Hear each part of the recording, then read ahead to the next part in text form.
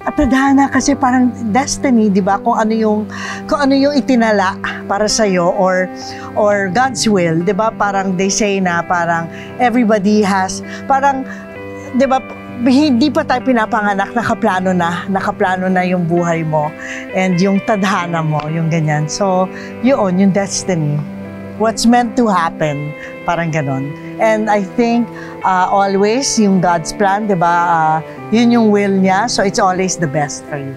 Naniniwala ako sa tadhana kasi di ba minsan may mga bagay na kahit pinipilit mo, pero kahit na anong gawin mo, parang hindi talaga nangyayari. Di ba yung parang talagang meron talagang nangyayari na para sa'yo lang talaga.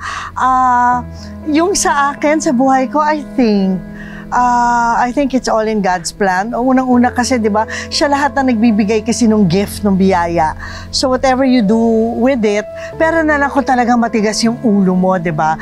Pero then, alam mo na pag hindi mo talaga sinunod yun or talagang kinalaban mo yung nakatadhana for you, parang hindi magaang, parang gano'n, or hindi ka blessed, parang gano'n, or hindi masaya, yung ganyan.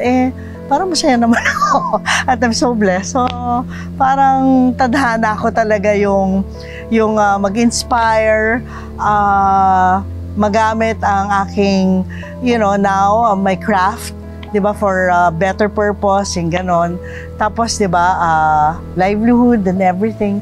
Mga kapuso, ako po si Cherry Pie Picache at iniimbitahan ko po kayong manood ng Tadhana ngayong Sabado at 3:15 only on GMA.